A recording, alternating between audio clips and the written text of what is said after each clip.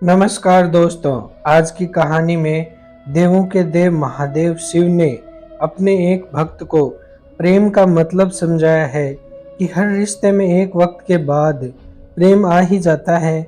बस जरूरत है तो उस रिश्ते को उस वक्त तक बचाए रखने की, उसकी नींव को मजबूती से थामे रखने की। कहानी को लाइक शेयर करें और कमेंट्स में अपने विचार बताएं। चैनल को सब्सक्राइब जरूर करें। चलिए अब शुरू करते हैं। प्रातःकालीन मनमोहक सुंदर वेला है।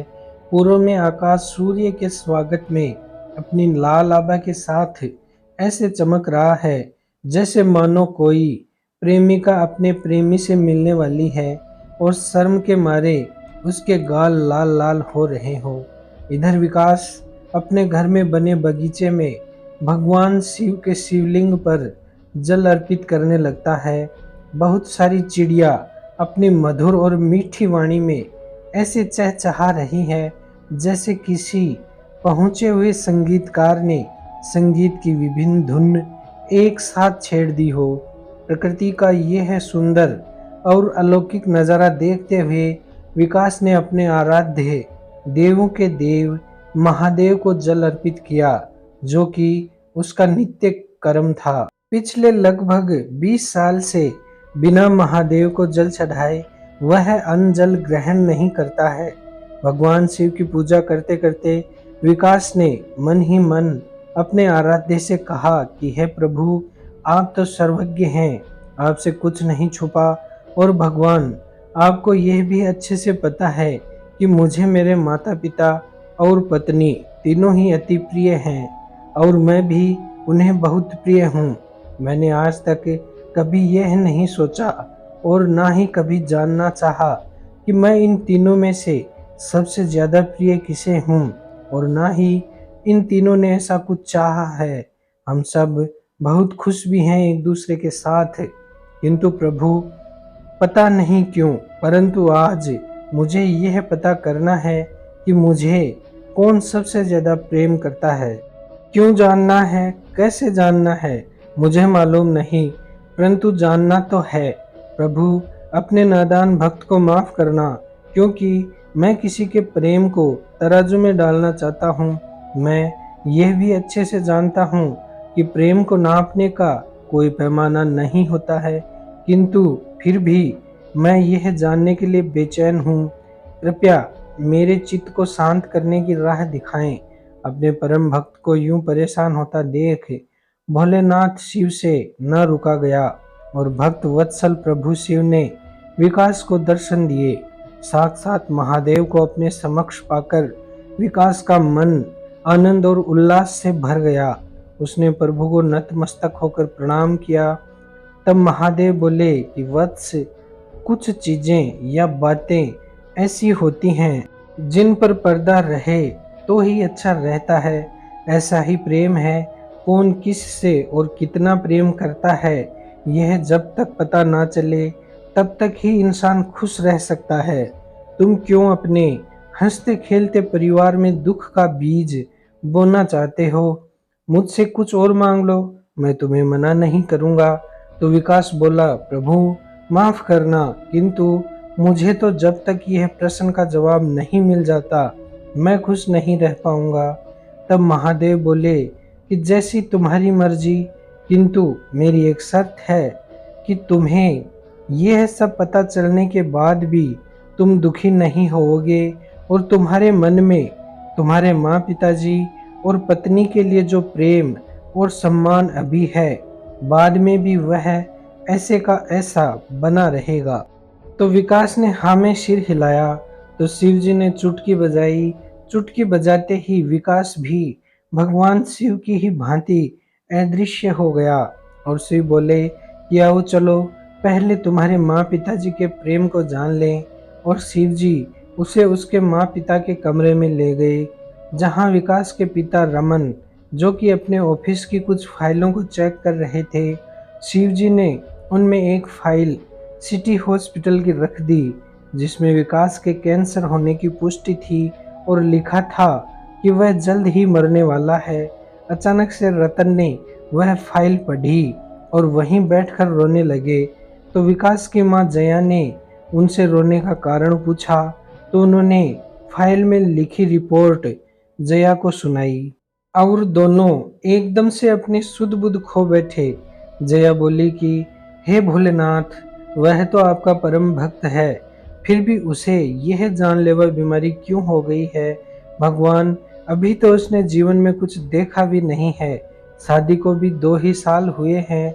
हे शिव, यह रोग उसकी जगह है, मुझे लग जाता। रतन जी, क्या हमारा बेटा नहीं बचेगा? कितने मंदिरों में भटके थे, तब जाकर वह मिला था। ऐसे ही प्रभु हमारा बेटा हमसे वापस छीन लेंगे? तब रतन बोले, मैं देखता हूँ, किसी अच्छे डॉक्टर से बात करता हूँ, तुम चिंता मत करो। ऐसे ही हमारे कलेजे के टुकड़े को जाने नहीं दूंगा, चाहे मेरा सब कुछ बिक जाए, परंतु मेरे बेटे को बचा कर रहूंगा। अरे अभी तो उसे बहुत कुछ करना है, मेरे पोते पोती भी आने हैं अभी तो। फिर रोते हुए बोले, हे प्रभु, उसकी जगह मुझे लग जाती यह बीमारी। और फिर दोनों एक दूसरे से लिपट कर रोने लगे। तभी वहां विकास की पत्नी सुषमा आ गई और उसने उनके दुख का कारण पूछा। तब रमन ने फाइल उसे सौंप दी। फाइल पढ़ते पढ़ते सुषमा धड़ाम से नीचे गिर गई और बेतहाशा पागलों की भांति रोने लगी। रतन और जया ने सुषमा को संभालने की कोशिश करी और उसे बताया कि हम अच्छे से अच्छे हॉस्पिटल में उसका इलाज करवाएंगे। कुछ देर बाद जब वह शांत हुई, तब तीनों अपने अपने जान पहचान वालों से फोन पर बातें करने लगे और तीनों विकास के लिए अच्छे से अच्छे डॉक्टर की तलाश में लग गए। कुछ देर बाद सुषमा के माता पिता वहां आ गए। जब उन तीनों को इस हाल में देखा तो उनके भी दुख का ठिकाना ना रहा। कुछ देर बाद सुषमा की माँ उसे उसके कमरे में ले गई, जहां सुषमा उनसे लिपटकर जी भरकर रोई और बोली कि माँ, विकास बहुत अच्छे हैं, उनकी जगह है, मुझे ये रोग क्यों नहीं लगा?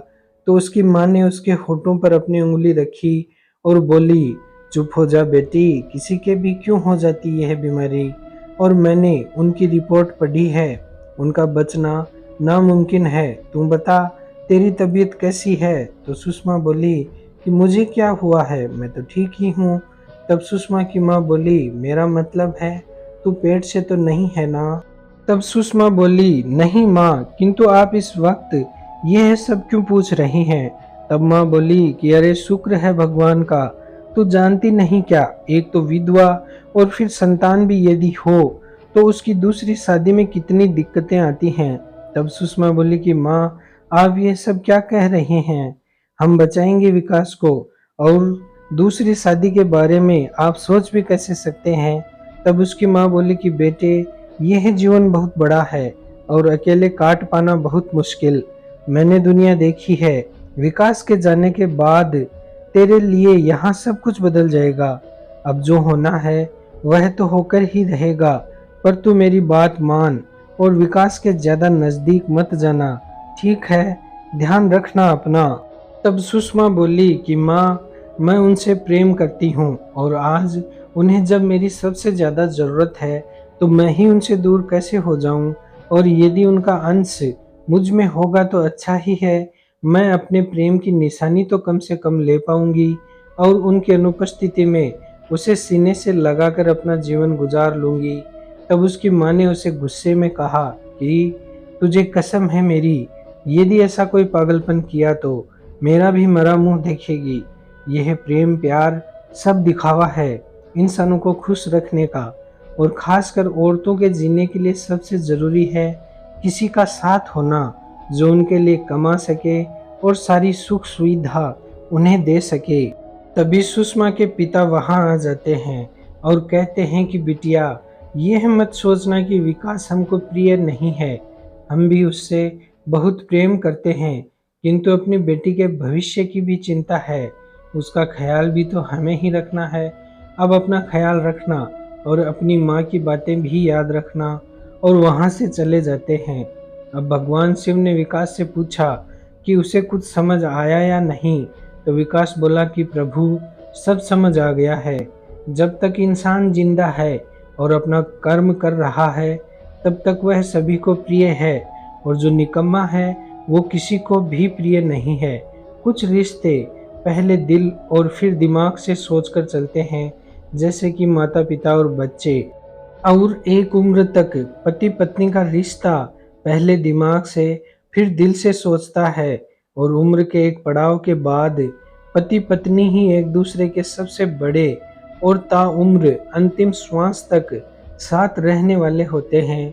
मेरे और सुषमा के रिश्ते की उम्र अभी बहुत छोटी है, अतः हम में से कोई भी अभी यदि दूसरे को छोड़कर चला जाता है तो दूसरा ना चाहते हुए भी सब कुछ भूलकर आगे बढ़ने को मजबूर है, क्योंकि यह जीवन अकेले प्रेम से नहीं चलता है।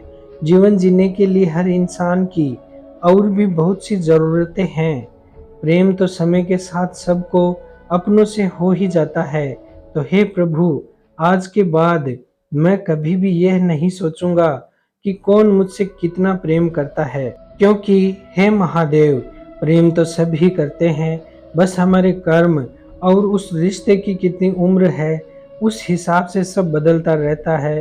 तब महादेव ने फिर चुटकी बजाई और विकास फिर से बगीचे में आ गया, और इधर उसके घर वाले सभी एक नींद के झटके से जगे और सब अपने अपने काम हमेशा की ही तरह है खुशी खुशी प्रेम से करने लगे। उन्हें अभी अभी जो भी घटित हुआ था कुछ भी याद ना रहा। दोस्तों, यदि कहानी अच्छी लगे तो लाइक शेयर करें और अपने सुझाव कमेंट्स करें। चैनल को सब्सक्राइब जरूर करें। जय हिंद, वंदे मातरम।